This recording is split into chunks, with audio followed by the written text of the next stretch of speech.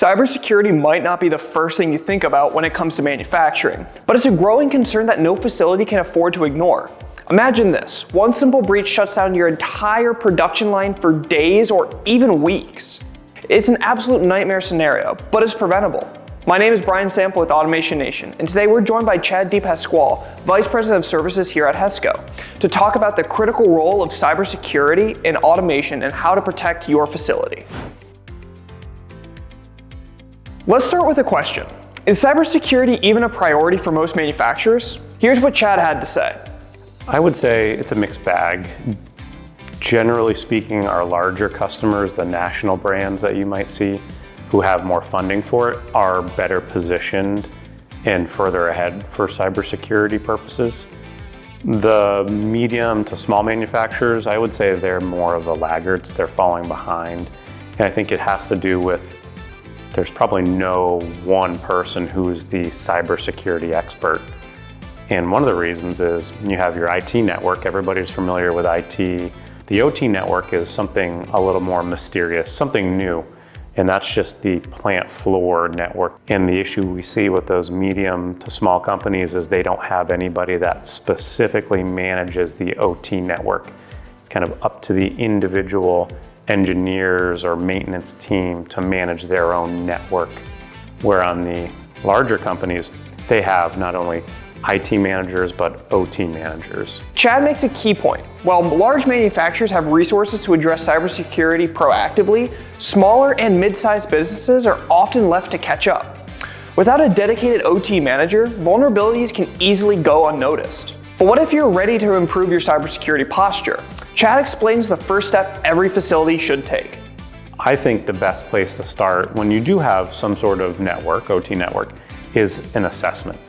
And an assessment is going to give us a couple things. It's going to give us a layout of your OT network. It's going to give us information on what hardware do you have out there, but it's also going to bubble up some vulnerabilities, maybe some security issues. And what I mean by that is maybe you have a PLC out there on the network and you have it at a current firmware version. And there's a security notice out there from the manufacturer that there exists some issues with that firmware version. It's been corrected in this version, but you haven't upgraded to that new version. So just a simplified example of how an assessment can give you some of the threat issues with hardware, firmware, but also give you a layout, a physical layout of your current network. An assessment gives you a clear starting point, a blueprint for identifying vulnerabilities and addressing them before they lead to costly downtime. But cybersecurity is about more than just finding weaknesses. It's about having a system in place to prevent, detect, and respond to threats. That's where the frameworks like NIST comes in. Chad shared his thoughts on why NIST is a valuable tool for manufacturers. NIST is a framework that the government puts out, and there are main components of that framework. They say if you follow this framework, then you're going to set yourself up to be a secure, robust company. And you're going to prevent most of the threat vectors trying to come and attack you if that ever does happen. And those major components are identify, protect, detect, respond, and recover. So identify, this is relating to, does the company know what threats are out there, either actively trying to penetrate their network, penetrate their manufacturing system, or ones that could be or have a high potential to. Protect is just a way to safeguard the network in the company. Detect is constantly monitoring. You are looking and aware of all of the incoming traffic and being able to see when there is a threat vector trying to attack you.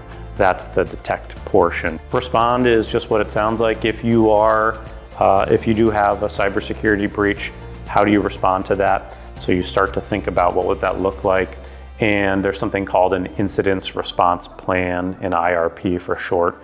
And that's just going through the motions of, okay, what would happen if this shutdown? How would we recover from it? How would we respond to it? How would we work around it?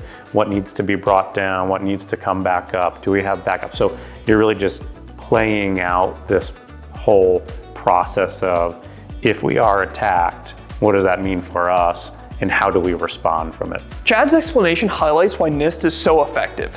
It's not just about reacting to breaches, it's about building a proactive, layered defense. For smaller manufacturers who think they might not be targets, here's a sobering reality. Even small operations are vulnerable, and the consequences of a breach can be devastating. Chad explained why no one can afford to ignore cybersecurity. And I think there's I'll call it a false sense of security for our small manufacturers. They think, oh, we're a small manufacturer and we're under $50 million, $30 million, $10 million. Nobody wants to attack us. And that's just not true. It's not necessarily how much you're producing and what your downtime costs. It's how important is what that threat can come in and shut down to you and your operation. If you're a $10 million manufacturer and you can't run for 6 months, what does that do for your business? You probably have less, I'll call it buffer, to be down than a $100 million manufacturer or a $1 billion manufacturer. Cybersecurity is no longer a luxury, it's a necessity. From starting with an OT network assessment to implementing frameworks like NIST or NIST, these steps can protect your operations, your team, and your bottom line. Reach out to us at HESCO for resources or contact our team for a consultation. Together, we can safeguard your facility and keep your production line running smoothly. Thank you for watching, and if you learned something new, make sure to leave a like and subscribe to Automation Nation. Drop any questions you may have down in the comments below, and I'll do my best to answer them. See you next time.